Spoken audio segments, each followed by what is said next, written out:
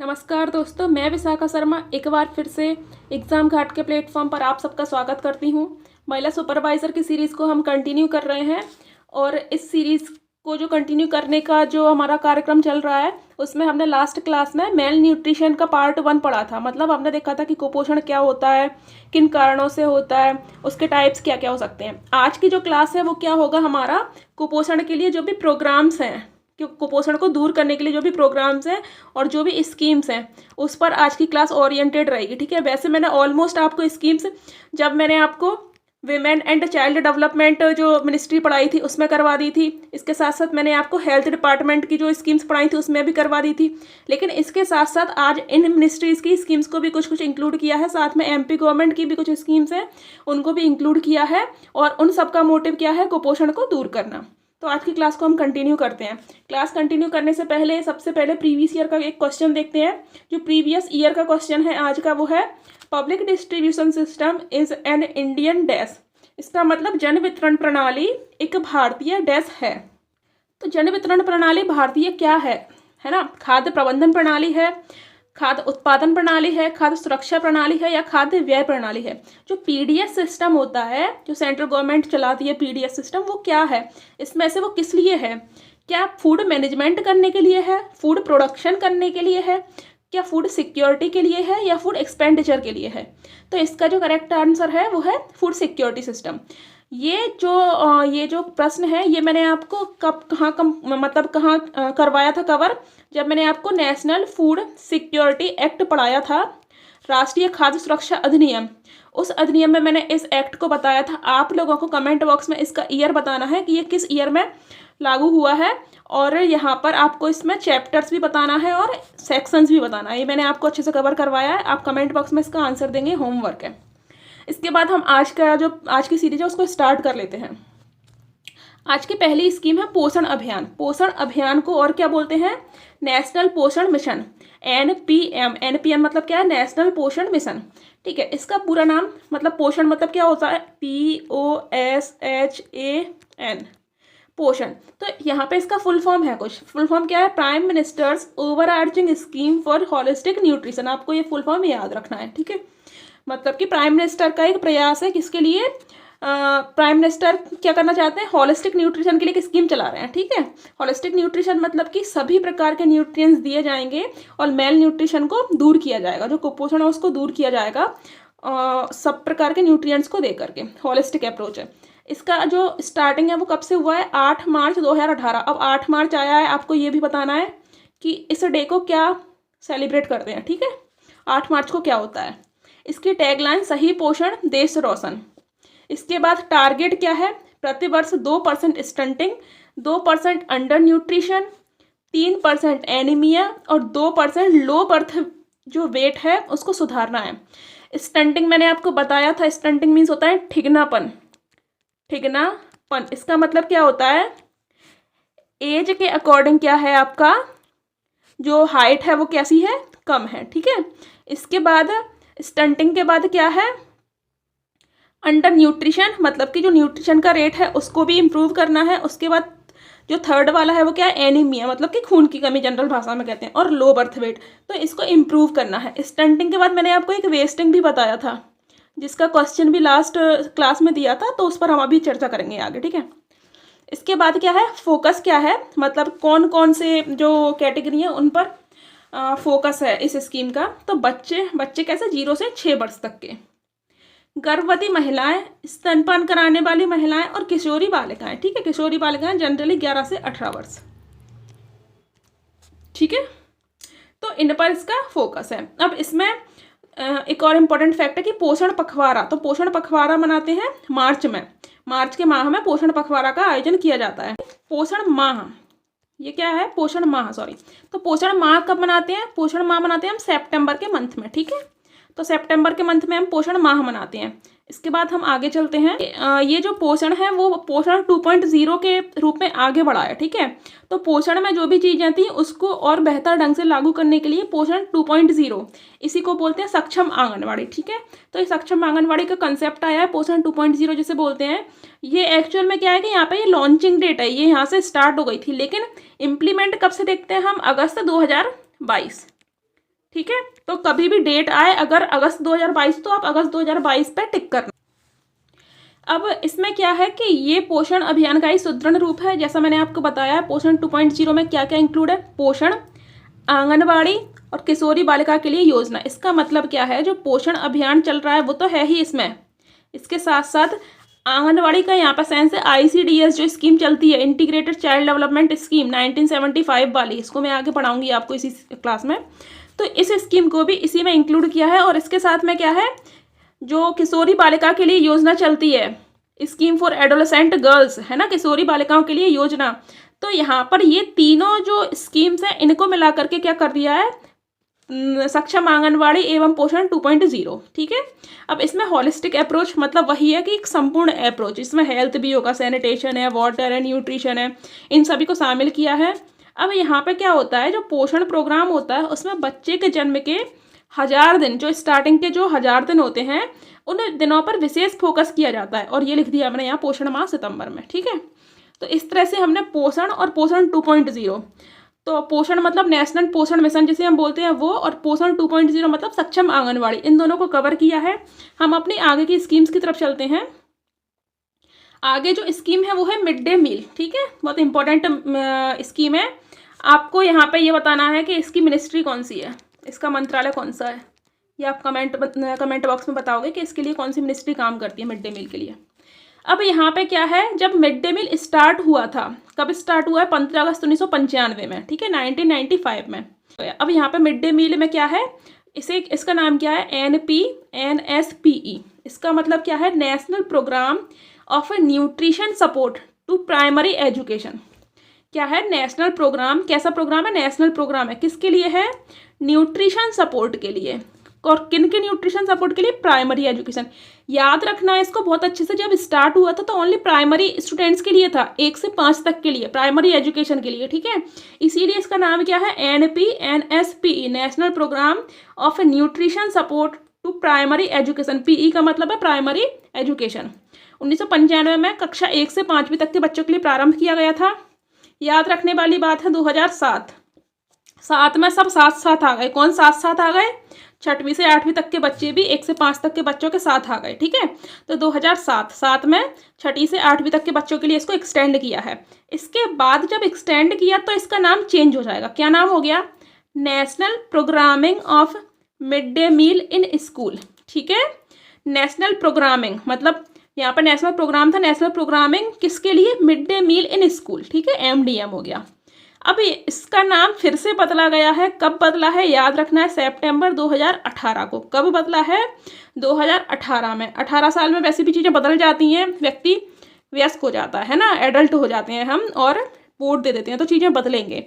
तो इसका नाम भी बदल गया। कब बदला है, सितंबर 2018 में। नाम क्या हो गया है, PM पोषण शक्ति निर्माण, या PM पोषण भी बोलते हैं जैसे हम। ठीक है, तो इसका नाम याद रखना है, PM पोषण शक्ति निर्माण या PM पोषण। तो मिड डे मील में हमने क्या देखा, सबसे पहले 1995 में स्टार्ट हुआ, देन एक्सटेंड कब हुआ, 2007 में एक्सटेंड हुआ। स्टार्ट हुआ तो उसका नाम क्या था, national program for nutrition support of primary education.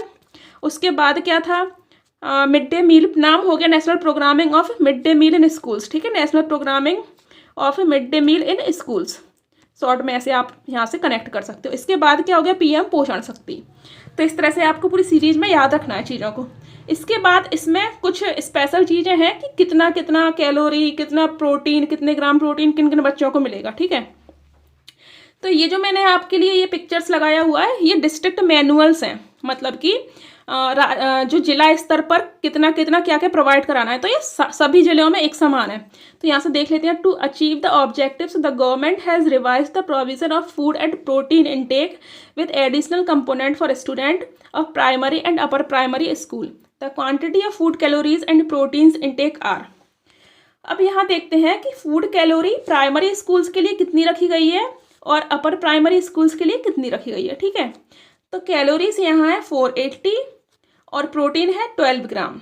ठीक है, 480 एंड 12 ग्राम। इसके साथ साथ अपर प्राइमरी में ये क्या है, अपर प्राइमरी में ये बढ़ जाएगा। अपर प्राइमरी में कितना हो जाएगा, 720, 480 से 720 मतलब 480 से 720 हो गया। और 12 ग्राम की जगह कितना ग्राम हो गया प्रोटीन, यहाँ 20 ग्राम हो गया, ठीक है। अब माइक्रोन्यूट्रिएंट्स क्या है, यहाँ पे सेम होते हैं माइक्रोन्यूट्रिएंट्स। तो क्या क्या है अपने, आयरन है, फॉलिक है, एसिड है, विटामिन ए है, इन सब की भी ज़रूरत बच्चों को होती है। तो हमने देखा है कैलोरीज कितना है 480 या 720, और प्रोटीन 12 ग्राम, और यहाँ पर प्राइमरी में 20 ग्राम। तो ये आपको याद रखना है, ठीक है। इसके बाद अब यहाँ एक और बात है कि ये है अब केवल प्रोटीन, और कैलोरीज का मतलब प्रोटीन बस नहीं होता, कैलोरीज में क्या होता है, कार्बोहाइड्रेट भी हो जाता है, प्रोटीन भी हो जाता है, और फैट्स भी हो जाता है, और बाकी माइक्रोन्यूट्रिएंट्स भी हम इंक्लूड कर सकते हैं, ठीक है। कैलोरी मतलब टोटल एनर्जी। तो जब हम अगले चैप्टर्स में न्यूट्रिएंट्स पढ़ेंगे तो आपको और अच्छे से क्लियर करा देंगे, ठीक है। अब लेकिन जनरली क्या होता है कि बच्चे कैलोरीज का मतलब क्या समझते हैं, कार्बोहाइड्रेट बस। तो ऐसा नहीं है, कैलोरीज का मतलब है पूरा जितना भी हम इनटेक कर रहे हैं। इसके बाद यहाँ पर ये क्लासिफिकेशन दिया है कि क्या क्या कितना कितना लेना है, ठीक है। तो प्राइमरी में और अपर प्राइमरी में क्या है, इतनी क्वांटिटी इतने ग्राम में, क्वांटिटी लेनी है इतने ग्राम। जैसे फूड ग्रेन्स 100 ग्राम, ठीक है, अनाज मतलब 100 ग्राम लेना है। दालें लेनी है 20 ग्राम एक बच्चे को, वेजिटेबल्स 50 ग्राम, ऑयल या फैट्स हैं जो 5 ग्राम। इससे एनर्जी कितनी कितनी आएगी, तो फूड ग्राम सबसे ज़्यादा 100 ग्राम, तो इससे 340 किलो कैलोरी हमको एनर्जी मिलेगी। पल्सेस से 70 किलो कैलोरी, वेजिटेबल्स और ऑयल्स से वेजिटेबल से 25, और ऑयल या फैट्स से 45। तो आप तो टोटल ये याद रखो 480 और 720, ठीक है। ये दोनों को बहुत अच्छे से याद रखो। और प्रोटीन कितना था, 12 और 20 ग्राम, ठीक है। अब हम आगे बढ़ते हैं। आगे जो नेक्स्ट स्कीम है हमारी, प्रधानमंत्री मातृ वंदना योजना। अब यहाँ आप बताओगे मिनिस्ट्री कौन सी थी प्रधानमंत्री मातृ वंदना योजना की, कमेंट बॉक्स में बताएंगे। अब मैंने आपको बहुत सारा होमवर्क दिया है, सारे कमेंट्स मुझे मिलना चाहिए। तो प्रधानमंत्री मातृ वंदना योजना हम देखते हैं, ये 1 जनवरी 2017 से स्टार्ट हुई है। लाभार्थी कौन होंगी, गर्भवती महिलाएं और स्तनपान कराने वाली महिलाएं। मतलब क्या होता है कि टोटल 5,000 रुपये की किस्त इसमें मिलती है, 2 किस्त मिलती हैं। 5,000 रुपये 2 किस्तों में मिलते हैं। तो 2 किस्तों में कैसे कैसे, एक तो गर्भ के दौरान मिल जाते हैं, और एक गर्भ के पश्चात जो टीकाकरण हो जाता है बच्चे का पहली बार, उसके बाद मिलते हैं। तो पहली किस्त मिलती है 3,000 रुपये की, और दूसरी किस्त कितनी मिलती है, 2,000 रुपये की। पहली किस्त कब मिलती है, लगभग 6 मंथ के बाद। सबसे पहले रजिस्ट्रेशन होता है, रजिस्ट्रेशन के बाद क्या होता है, 6 मंथ जब पास हो जाते हैं देन 3,000 की एक किस्त मिल जाती है। और दूसरी किस्त कब मिलती है, जब बर्थ हो जाता है बच्चे का, और बर्थ के बाद क्या होता है, उसको फर्स्ट वैक्सीनेशन भी हो जाता है, फर्स्ट वैक्सीन भी हो जाती है, ठीक है। देन ये सेकंड किस्त मिलती है। अब क्या होता है यहाँ पे कि जननी सुरक्षा योजना के जो 1,000 रुपये और होते हैं वो भी प्लस हो जाते हैं। तो इसलिए हम बोलते हैं कि टोटल कितने का लाभ हो जाता है, 6,000 रुपये का लाभ हो जाता है, ठीक है। जननी सुरक्षा योजना होती है वो 1,000 और 1,400 चलता है उसका, लेकिन जनरली हम 1,000 रुपये मानकर चलते हैं। तो 6,000 रुपये का मातृत्व लाभ मिल जाता है, ये कंसेप्ट है। अब यहाँ पे एक और बात इंपॉर्टेंट है कि दूसरा बच्चा अगर बालिका हो, यहाँ पे क्या है कि जो चाइल्ड बर्थ में जो डॉटर का बर्थ हो रहा है उसको प्रमोट करने के लिए गवर्नमेंट ने ऐसा कंसेप्ट रखा है कि अगर दूसरा बच्चा बालिका होता है तो उस महिला को 6,000 रुपये का एक किस्त के रूप में ही लाभ दे दिया जाएगा। और इसका क्रियान्वयन NFSA जो मैंने आपको पढ़ाया था, नेशनल फूड सिक्योरिटी एक्ट, इसकी धारा 4 के अंतर्गत होता है। इसमें क्या है कि सभी को पोषण मिला, सभी को खाद्य सुरक्षा मिला है ना। तो यहाँ पे खाद्य सुरक्षा गर्भवती महिलाओं को कैसे मिलेगी और स्तनपान कराने वाली जो महिलाओं ने कैसे मिलेगी, इस रूप में मिलेगी उन्हें प्रधानमंत्री मातृ वंदना योजना के माध्यम से, ठीक है। इसके बाद हम आगे देखते हैं। आगे जो आपको MCQ करवाया था PDS का, वही है PDS, RPDS, TPDS और AAY। ये क्या चीज़ें हैं आखिर, है ना। तो हम PDS सुनते रहते हैं। PDS का मतलब क्या होता है, public distribution system, public distribution system. इसका मतलब होता है सार्वजनिक जन प्रणाली, ठीक है। तो PDS के माध्यम से क्या होता है कि अनाज का वितरण किया जाता है गरीब लोगों को सामान्यतः वर्तमान में। अब ये PDS का कंसेप्ट कब से आया था, जब द्वितीय विश्व युद्ध चल रहा था तो उस दौरान अनाज की बहुत अधिक दिक्कत थी, लोगों को जनरली फूड ग्रेन्स मिल नहीं पा रहे थे। तो वहाँ पे जो भुखमरी जैसी स्थिति थी उसको दूर करने के लिए पब्लिक डिस्ट्रीब्यूशन सिस्टम लाया गया, मतलब कि जो अनाज था उसको डिस्ट्रीब्यूट किया जाएगा, ठीक है। तो वहीं से इस कंसेप्ट का इजाद हो गया लगभग 1960 के दशक से, ठीक है। अब ये आगे कैसे कैसे बढ़ा, तो ये कंसेप्ट तो आ गया, अब ये आगे ऐसे बढ़ा है कि ये चल रहा था लगभग धीरे धीरे से चल रहा था। लेकिन क्या था कि फूड ग्रेन्स की अपने यहाँ कमी थी, तो जब हरित क्रांति आई, हरित क्रांति में क्या हुआ कि फूड ग्रेन्स बहुत अच्छे से अवेलेबल हो गया। तो हरित क्रांति के बाद इसने क्या है, तेज हो गया ये, ठीक है। पीडीएस सिस्टम कैसा हुआ, तेज हो गया। अब ये अच्छे से काम कर रहा था, लेकिन फिर भी इसमें कुछ समस्याएं आ रही थी। तो इस समस्या को दूर करने के लिए क्या स्टार्ट किया हमने, आरपीडीएस। इसका मतलब होता है रिवैम्प्ड। क्या, रिवैम्प्ड। रिवैम्प्ड का मतलब होता है दूर दराज के हिस्से, ठीक है। जो दूर दराज, जो ट्राइबल एरिया है, जो हिली एरियाज हैं, वहाँ पर भी पीडीएस को अच्छे से इम्प्लीमेंट किया जाए। तो उसके लिए ये आरपीडीएस आया था। आरपीडीएस आपको याद रखना है, टाइम पीरियड कब का है, 1992, ठीक है। और आरपीडीएस का मतलब है रिवैम्प्ड पब्लिक डिस्ट्रीब्यूशन सिस्टम, ठीक है। इसके बाद अब दूर दराज में भी इसको इम्प्लीमेंट कर दिया हमने। इसके बाद तीसरी चीज़ क्या आती है, अब हम गरीबों पर फोकस करेंगे। अभी भी अच्छे से सबको खादान मिल नहीं पा रहा था, है ना। जो गरीब तबका है वो इससे छूट रहा था। तो हम लाए टारगेटेड पीडीएस, ठीक है। T4 क्या है यहाँ पे, T4 है टारगेटेड। क्या, टारगेटेड, ठीक है, मतलब लक्षित सार्वजनिक वितरण प्रणाली। तो ये कब आई, 1997 में आई, ठीक है।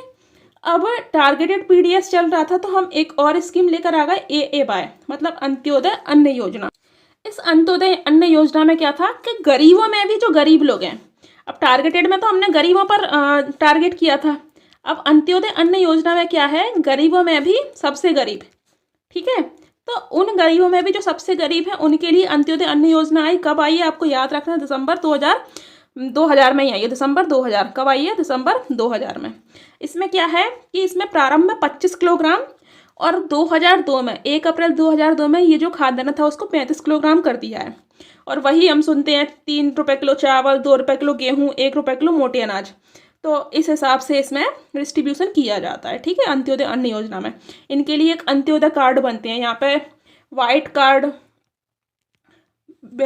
कार्ड, येलो कार्ड और एक ब्लू कार्ड, इन कार्ड का कंसेप्ट है। तो हम कभी और इन पर डिस्कस करेंगे अच्छे तरीके से, ठीक है, डिटेल में। तो आपको पीडीएस, आरपीडीएस, टीपीडीएस और AAY, ये चारों टर्म क्लियर हो गए। इनका टाइम पीरियड भी, आरपीडीएस 1992 में, टीपीडीएस 1997 में और AAY 2000 में, ठीक है। तो इस तरह से हमने इनको कवर किया। इसके बाद हम अपनी अगली स्कीम की तरफ चलते हैं। अगली स्कीम है ICDS, सुपरवाइजर का जो एग्जाम है उसकी फेवरेट स्कीम है, यहाँ से प्रश्न बनता ही बनता है। तो इसके सबसे पहले डेट याद रखते हैं, 2 अक्टूबर 1975। आंगनवाड़ी का सारा सिस्टम मतलब ICDS, ठीक है। तो ICDS कब स्टार्ट हुए, गांधी जी की 150वीं जयंती पर 2 अक्टूबर 1975 में, मतलब 145 भी है।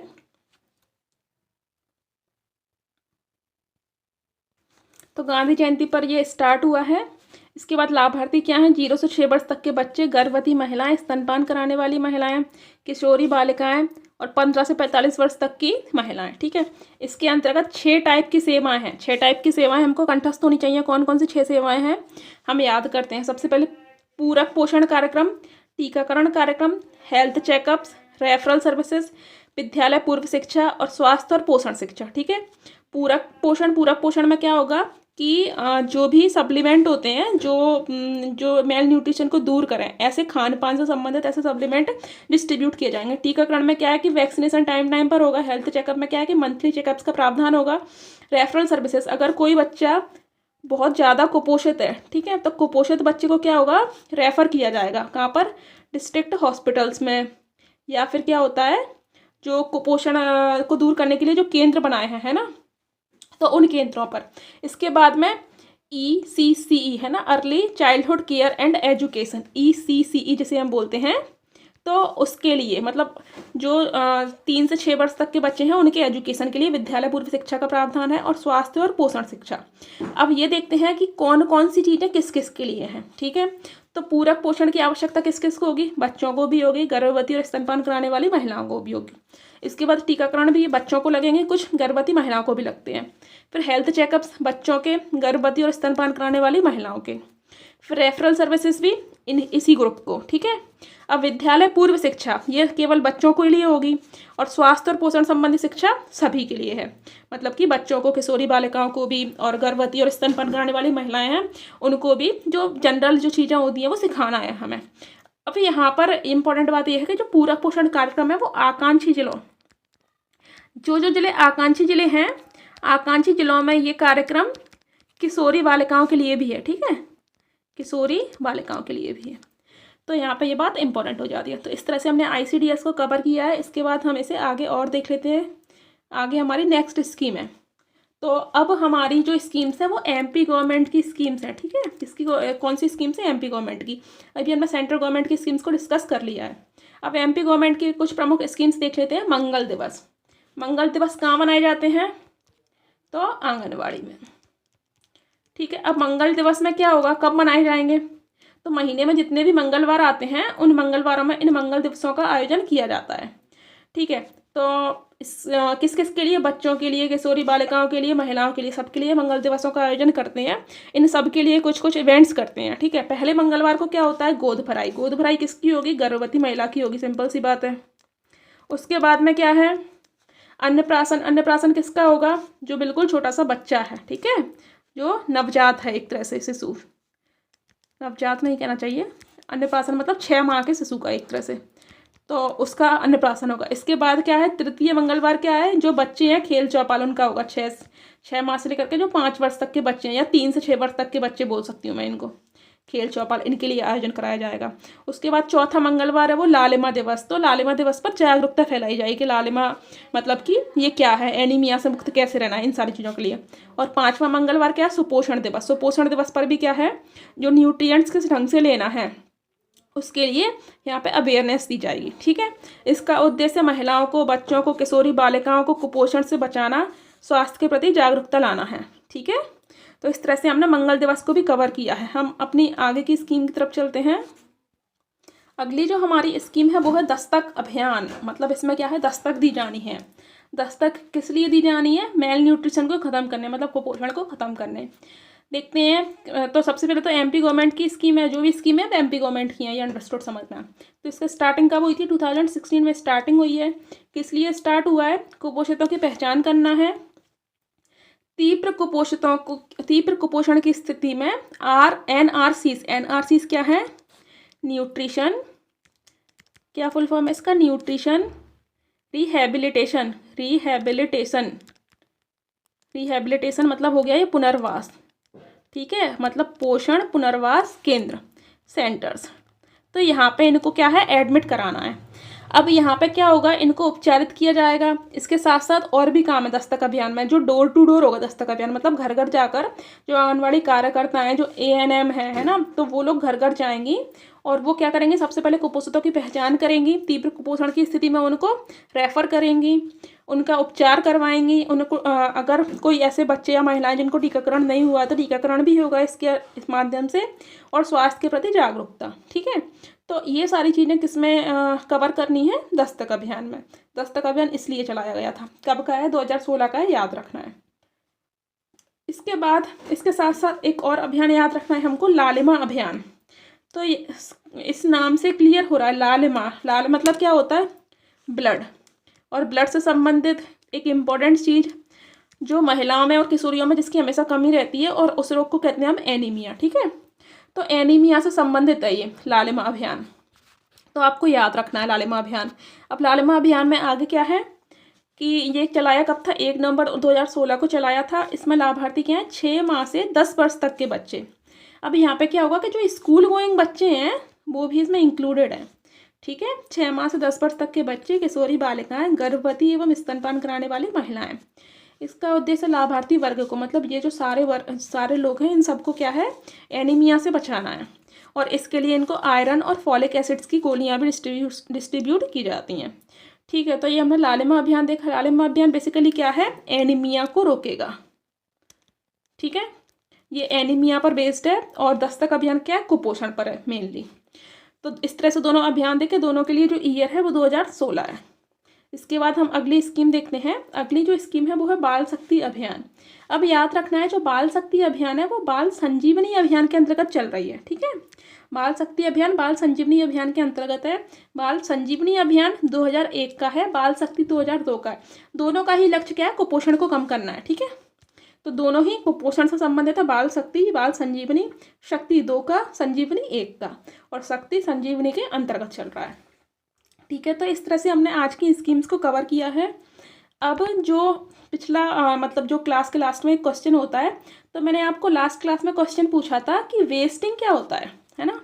वेस्टिंग का अर्थ क्या होता है? उम्र के अनुसार कम वजन होना, ऊंचाई के अनुसार कम वजन होना, उम्र के अनुसार कम ऊंचाई होना, या उम्र के अनुसार कम वजन और ऊंचाई होना। तो इसका आंसर आपको सही बताना था, है ना। तो कुछ बच्चों ने कमेंट्स भी किए हैं, अब हम यहाँ डिस्कस कर लेते हैं। उम्र के अनुसार कम वजन को हम क्या कहते हैं? उम्र के अनुसार जो कम वजन होता है उसे हम क्या कहते हैं? अंडरवेट, है ना। इसे क्या बोलते हैं? अंडरवेट। उम्र के अनुसार कम ऊंचाई, ये मैंने आपको अभी पढ़ाया था, इसे क्या बोलते हैं हम? स्टंटिंग या ठिंगनापन हिंदी में बोलूँ तो, ठीक है। बौनापन या ठिंगनापन, बौनापन नहीं कह सकते, वो डॉर्फिज्म हो जाता है, ठिंगनापन, ठीक है। इसके बाद में क्या है? ऊंचाई के अनुसार कम वजन। तो लंबा है कोई व्यक्ति, क्या है? उसकी हाइट ज़्यादा है लेकिन वेट कैसा है? कम है। तो मैंने ऐसे भी रिलेट करके आपको बताया था। तो इसको तब कहते हैं हम वेस्टिंग। आप इसको ऐसे कनेक्ट कर सकते हो कि उसकी जो एनर्जी है उसकी लंबाई में वेस्ट हो गई है, ठीक है, इसलिए उसका वेट क्या हो गया है? कम रह गया है। किस में वेस्ट हो गई है? ये हाइट में वेस्ट हो गई है उसकी एनर्जी, तो इसलिए उसका वेट कम हो गया है। तो इस तरह से वेस्टिंग का मतलब क्या होता है कि ऊंचाई के अनुसार कम वजन। कुछ बच्चों ने बहुत अच्छे आंसर्स दिए हैं, option B, option B, option B, कुछ बच्चों के आंसर्स थे। नेक्स्ट जो क्लास होगी तो उससे मैं आपके नाम भी बोला करूँगी, ठीक है। अब इसके बाद हम आगे का आज का क्वेश्चन ऑफ द डे देखते हैं। क्वेश्चन ऑफ द डे है, लालिमा अभियान किसके लिए प्रारंभ किया है? क्या ये केवल महिलाओं के लिए है? क्या ये केवल किशोरी बालिकाओं के लिए है? क्या ये बच्चों के लिए है या उपरोक्त सभी के लिए है? तो आपको इसका सही आंसर देना है। अब इस तरह से हमने आज की क्लास को तो कवर किया है। अब जो अगली क्लासेस होंगी उनमें हम पोषण टॉपिक को उठाएंगे, ठीक है। पोषण टॉपिक को हम 4-5 क्लासेस में डिटेल में अच्छे से कवर करेंगे। उसके साथ में हम क्या होगा, जो संतुलित आहार हैं इसी में ये कवर हो जाएगा। और पोषण के लिए जो भी स्कीम्स है, मैंने आपको स्कीम्स ऑलमोस्ट करा दी हैं, तो आप समय समय पर रिवीजन करते रहिए। एक दिन मैं MCQ के माध्यम से आपका एक टेस्ट के फॉर्म में टेस्ट भी रख लूँगी, ठीक है। तो इस तरह से आप लगातार क्लास से जुड़ा रहिए और बार बार वीडियोस देखिए, रिवीजन करिए, याद करिए। इसके बाद हम MCQ पर भी जल्दी ही आएंगे और प्रीवियस ईयर क्वेश्चंस भी करेंगे, और साथ साथ में मैराथन के माध्यम से बड़ी बड़ी क्लासेस में हम मैराथन में सारा रिवीजन भी कर लेंगे। धन्यवाद।